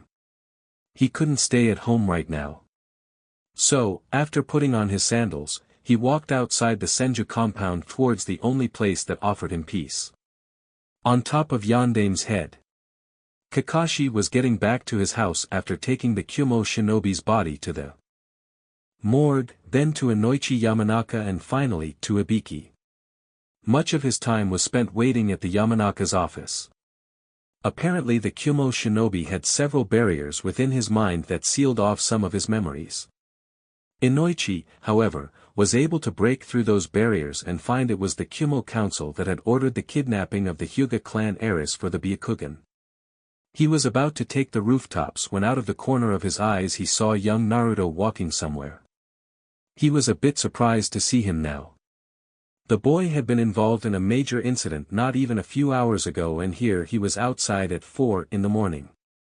He saw the troubled look on his face and decided to follow Naruto, to keep an eye on the blonde. Naruto was absent-mindedly walking towards his sanctum. He had a lot of things going in his mind. Why was he chosen for the ceiling? Why did his Ka-chan and Jiraiya Aji-chan hide this fact from him? How many knew that he was the Jinchuriki of the Kyuubi and the Sanbai? Especially, who was it that the Kyuubi reminded him of? So many questions and yet no answers in his mind. Even though Naruto was an extremely energetic child in his earlier years, his mother had taught him to meditate. To be able to control his mind and to strengthen it. Additionally, with all the reading that he was made to do from 4 years of age, he was quite knowledgeable. Soon enough, he reached his destination. He walked towards the edge of the headstone and stared down at village. The sun was yet to rise. Even though the village was shrouded in darkness now, he felt the village still looked beautiful. Looking at the village below, he recalled all the hatred and scorn he was shown by so many of the villagers. And for a second, he started to doubt them. He wondered if they deserved it. Is it worth it? To be hated by so many and still continue to protect them from such evil, he thought out loud. Kakashi, who was watching the blonde from a few distances away, clearly heard what the blonde had said and his eyes widened at that. How does he know? He thought frantically. He slowly approached the blonde and stood beside him. Surprisingly, Naruto did not get startled by Kakashi's sudden appearance. He had felt his chakra following him earlier. The blonde knew he was among the few who kept an eye on him when he was out in the village alone. Despite Kakashi's appearance, Naruto kept on staring at the village. It is worth it, Naruto, said Kakashi softly. Naruto glanced at Kakashi once but did not say anything for a while. Why do you say so? They can't see the difference between the bijou and me. Naruto replied. You know, my sensei always told me, a shinobi does not have an easy life. There will be times when they must make sacrifices to keep others safe. Not for themselves, but for others. This world has a lot of hatred, Kakashi. But it also has love. Hold those who are dear to you and your path will become a lot easier, because a shinobi is one who stands firm and endures. The blonde was enthralled by those words. Never had he ever heard someone say that to him or anyone else. He realized how true those words were. Despite all the hatred his life contained, he also had love. His Ka-chan. Jiraiya Aji-chan. Shizune-chan. Hokage Gigi. These people were his world and he knew they loved him unconditionally. He also realized, if he hadn't killed the shinobi, even if by accident, neither the girl or he would probably be alive right now. He felt as if a burden was lifted off his heart on hearing the ANBU captain's words. "WH. Who was your sensei Shinobi-san?" asked Naruto quietly. "Call me Kakashi, Naruto," Kakashi said. He faced towards Naruto and bent down. It was Minato Namikaze, the Yondaime Hokage of Konohagakure no Sato. Kakashi smiled upon seeing the look of disbelief on his face. He knew how deeply Naruto admired the Yondaime from his talks with Shizune. It was ironic for him to hear that Naruto wanted to surpass the Yondaime Hokage out of everyone else the most. The son wanting to surpass his father. He smiled in his mind thinking about that. Do not hate these people, Naruto. So many of them lost their family members during the attack. If it wasn't for Minato-sensei, more people would have died.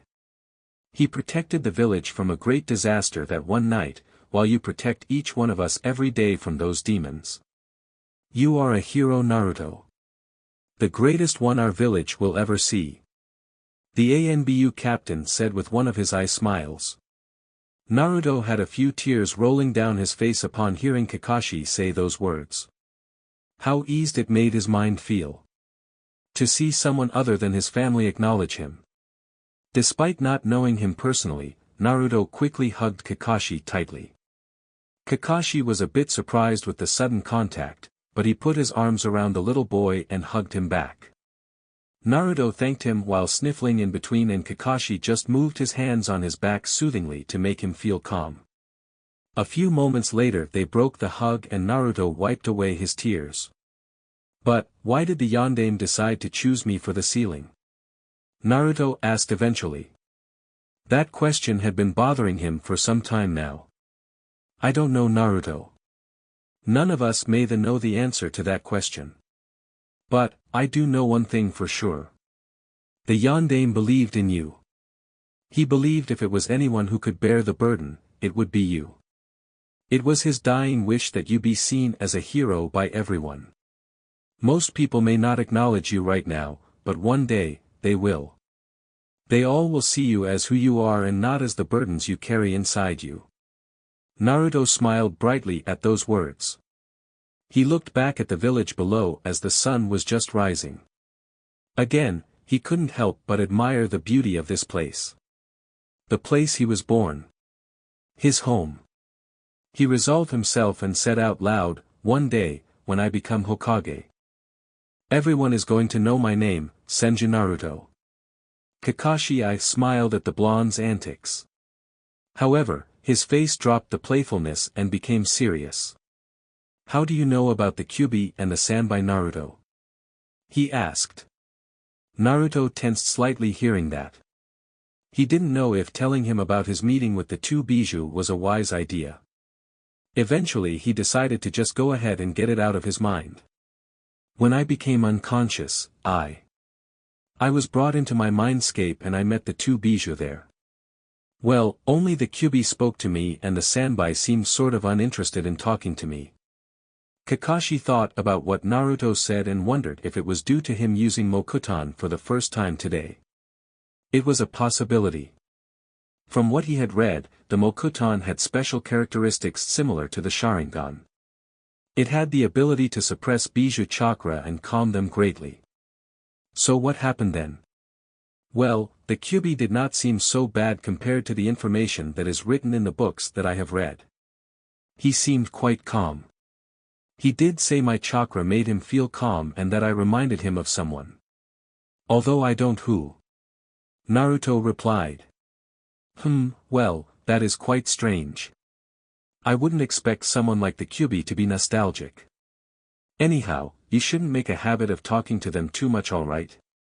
Also, you better tell about this to Tsunade-sama, Shizune and Jiraiya-sama. Although Kakashi felt a bit disturbed that the young boy was talking to the two beasts, he decided not to talk further much regarding this issue. I will talk with Jiraiya-sama and Tsunade-sama later in more detail. He thought. Naruto understood Kakashi's concerns regarding this and just settled for nodding. The two stayed on top of Yandame's head for a few more minutes before Naruto decided it was time to go home. He bid his farewell to Kakashi and thanked him once again for talking to him, and he disappeared in a sunshin, surprising Kakashi greatly. Ha! Looks like he will grow into a fine shinobi, Minato-sensei. Kakashi thought before he, too, sunshined to his home to get some sleep. Senju compound. 2 hours later, Shizune had woken up early and groaned in annoyance that she wasn't getting any sleep anymore. She got up from her bed and went to washroom to fresh herself up. After that she left towards the kitchen where she could prepare breakfast for Tsunade and Naruto when they wake up. She was surprised to see Naruto was already up and sipping on a glass of milk. Naruto-kun, how come you are up so early? She asked as she sat next to him. Nei-chan. Oh, I actually woke up a few hours back and did not get sleep. I was also starting to feel hungry, so I came down to look for food. But there wasn't anything other than milk and some bread. He said. As if on autopilot, his stomach grumbled a bit to signify how hungry he was, making him rub his head sheepishly. Shizune giggled a bit hearing his stomach make noises. She got up from her seat, went inside the kitchen to prepare some breakfast for the hungry blonde. Naru-chan. Shizune and Naruto heard Tsunade's voice ringing through the house. Both their gazes turned back when sounds of footsteps became louder and louder before Tsunade appeared in the kitchen with a small frown etched on her face. Naruto, getting an idea, hid under the table without making a noise before his mother could see him. Shizune, she mumbled, half questioning and half stating the fact that she wasn't too keen on finding her here. What happened, Tsunade-sama? Is everything okay? She asked. She saw how worried and concerned she looked now. Tsunade's gaze finally fixed on Shizune as she gave her a stern look, saying, Where is Naru-chan? I couldn't find him after I woke up. He was sleeping right beside me. I searched the other rooms and he wasn't there also. Shizune giggled again, seeing her master's irritation and annoyance. She could see the woman had just woken up from her nap and was certainly annoyed not finding her blonde sunshine near her, especially after the incident few hours back. She pointed towards the table she was sitting with Naruto. Tsunade followed her direction and saw that there was nothing there apart from an empty seat. What are trying to show me, Shizune? There's no one there. Where is Naru-chan? She asked again, clearly irritated. Shizune whipped her head in Naruto's earlier seat and found that he wasn't there anymore. Boo! But Tsunade-sama, he was there a few moments ago. I was sitting there with him. Shizune stuttered a bit with a bit sweat rolling down her forehead. Tsunade gave her a stern gaze which made her slightly worried about what her master might do, if she doesn't find Naruto immediately. Naruto, who was hiding under the table, couldn't control his laughter upon seeing Nei-chan in her current predicament and burst out laughing. He then came out of the table and stood in front of the two ladies. Tsunade, upon seeing her son, forgot about Shizune and immediately glomped Naruto in tight hug. Ka-chan. Ka-chan. Can't breathe, he said in a muffled voice. Tsunade released him from the hug and kissed him on the forehead once. Naru-chan. Where were you? I was worried about you. I thought something may have happened to you. She said worriedly. Naruto felt a bit bad now upon worrying his mother like that. He hugged his Ka-chan and kissed her on her cheek softly. I'm sorry, Ka-chan. I woke up early and could not sleep after that. I didn't think you would get worried. I'm really sorry, Ka-chan. He said with a downcast look. Tsunade's heart melted seeing her son's face, and all her worries seemingly vanished into thin air. She poked him once on the forehead and said, Shoo. It's all right, Naru-chan. Don't worry. She lifted his chin up slowly and looked him straight in the eyes. Naru-chan. Are you feeling okay? After what happened earlier? Do you want to talk about it? Ka-chan, I'm feeling better now.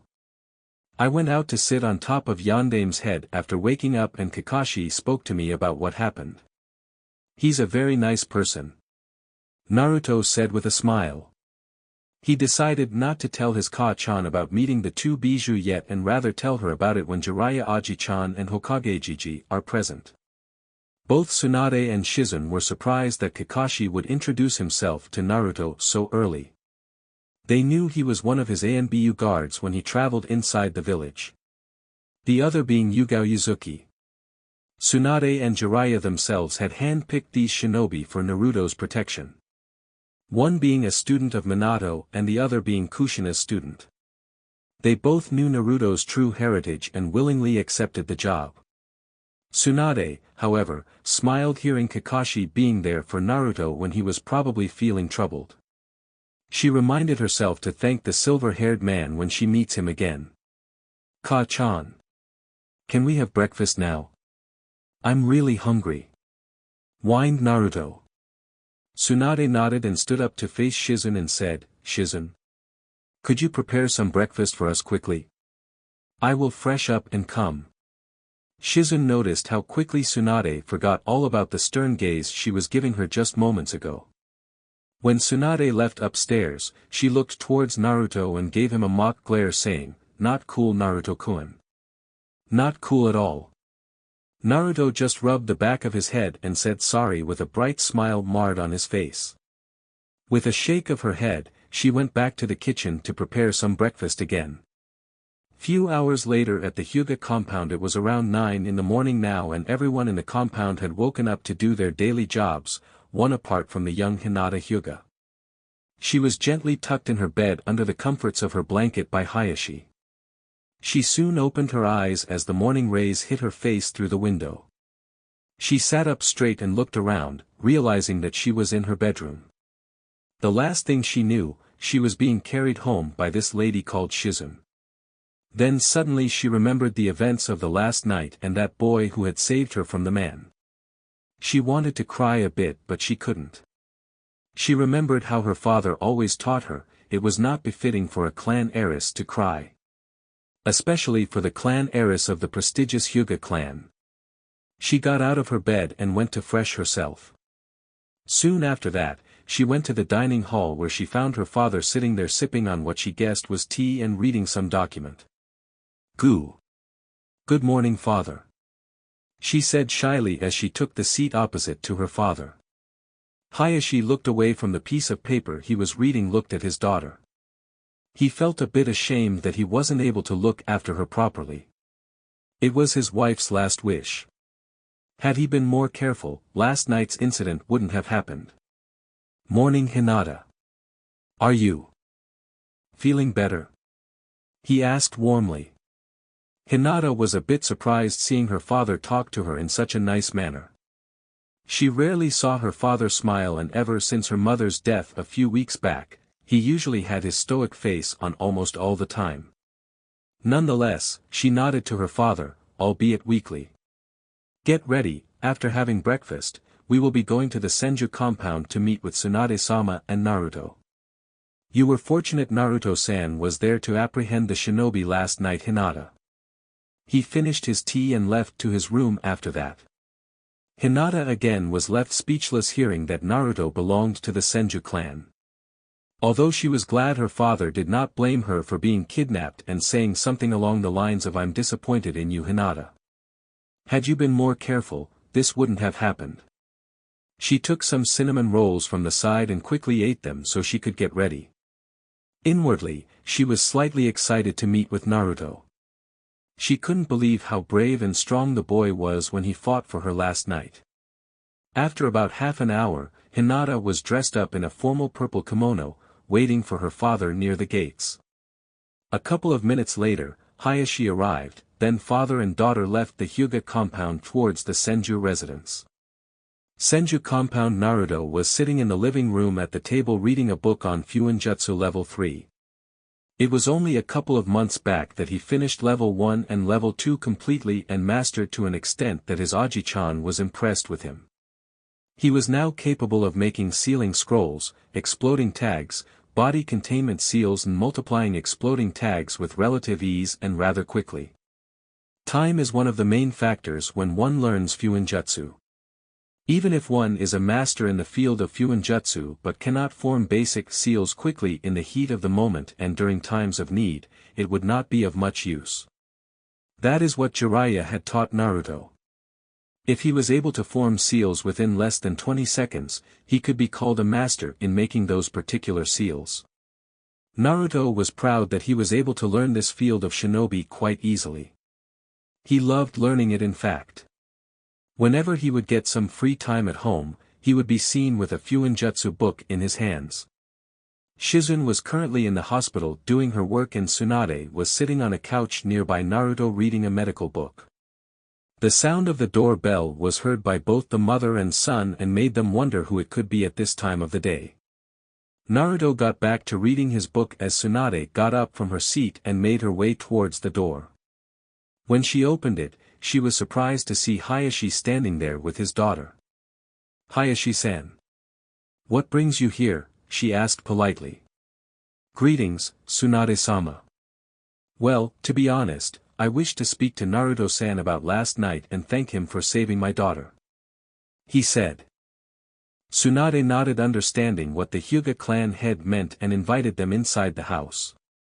Tsunade smiled towards the little girl and urged her to come inside. Hinata, who was standing behind Hayashi all this time, shyly walked behind her father towards the living room of the house. Hayashi sat down on the couch opposite to which Tsunade was sitting with Hinata beside him. He saw Naruto was sitting on a table and was busy reading a book. He looked at the book he was reading more specifically and saw it was a level 3 Fuinjutsu book. His eyes widened a bit as he remembered a visage of Minato sitting under a tree reading the same book.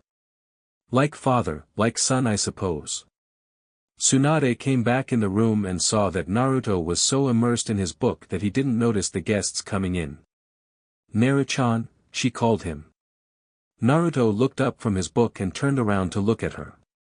He then noticed there was a moderately tall man with long brown hair and white eyes just like the girls he had seen last night. He was wearing traditional loose-fitting robes with a long-sleeved brown haori. Coincidentally, when he moved his gaze to the man's left, he saw the same girl he had seen last night. He presumed the man must be her father. He got up from his seat and moved next to his mother. "Naru-chan, this is Hayashi Hyuga, clan head of the Hyuga clan, and with him is his daughter, Hinata Hyuga. You remember her from last night, don't you?" Tsunade asked him. Naruto nodded and looked towards Hayashi and gave him a polite bow saying, "Good morning, Hayashi-sama." He looked towards Hinata and again couldn't help but admire how pretty she looked. His cheeks turned slightly red upon thinking that and quickly said, "Good morning, Hinata-chan," with a jovial smile. Hayashi was impressed with the boy so far. He seemed to be hard in his studies as well as polite. Meanwhile, Hinata was trying not to blush heavily when she heard him call her Hinata-chan and poked her index fingers shyly. Tsunade went and took her seat as Hayashi motioned for Naruto to come towards him. As the blonde boy stood in front of Hayashi, for the first time he could get a good look at him. My God! He looks so much like Minato now with the way he keeps his hair and with some of his habits. Hayashi chuckled a bit inwardly. "Naruto-san, I apologize for what you had to go through yesterday. No 5-year-old child shall ever have to go through the feeling of killing another human so young. However, if it wasn't for you, my daughter would have been probably kidnapped and who knows what may have happened with her. So, I am sincerely thankful to you for apprehending the shinobi who was behind the incident last night. If there is anything you ever need, do not hesitate to come to me. The Hyuga clan shall always be indebted to you and your mother." Hayashi stood up at the end and bowed to him once as a sign of respect to Naruto. All the people of the room were left speechless seeing the man's actions. Here, a clan head of a renowned clan was bowing to a 5-year-old child. Naruto felt embarrassed upon seeing Hayashi bow. "Hayashi-sama. Please, you do not have to bow to me. I'm only a child. It wouldn't be good for you." Plus, I believe any Konoha shinobi would have done what I did yesterday. After all, as my Jiraiya Aji-chan always tells me, in our village everyone cares for each other, have the will of fire burning in them, which makes us protect one another. Both Hayashi and Tsunade were stunned hearing the words coming from Naruto's mouth and smiled. However, Hayashi, Tsunade and even Hinata couldn't help but notice a somewhat solemn look on his face when he said the last part. Though Tsunade and Hayashi had suspicion as to what may make him sad, Hinata was confused and slightly sad seeing the somber look on her savior's face. Hayashi chuckled a bit seeing how Naruto seemed to call Jiraiya an old man. He remembered how the Sannin disliked being called old. Everyone has a weak point, I suppose. He mused. However, I am extremely thankful to you, Naruto-san. The fact is, it was you and not another person who rescued my daughter. Naruto gave him a bright smile which somehow made Hayashi smile back. Naru-chan, why don't you and Hinata-chan go play outside? I will talk to Hayashi-san in the meantime. Tsunade asked her son. Even though Naruto was probably among the most advanced shinobi within his age group, he was still only a child and the prospect of playing outside and making more friends still excited him. Hinata-chan. Come on, let's go to the garden at the back and we'll play something. Exclaimed Naruto happily. Hinata looked at her father and surprisingly she saw him nod. He never allowed her to play with other kids. So, she too felt excited. As soon as she got up from her seat, her hand was immediately held by Naruto, who proceeded to drag her to the garden. Naruto-kun. Hinata thought with a huge blush on her face which was missed by Naruto. Hayashi and Tsunade, however, saw how red Hinata's cheeks had gotten the moment Naruto held her hand and smiled at seeing the pair run outside. That's it for this video. I hope you all enjoyed the video. Don't forget to like the video, subscribe to the channel, and follow me on my other social media accounts. Anime God here, and I'm signing off.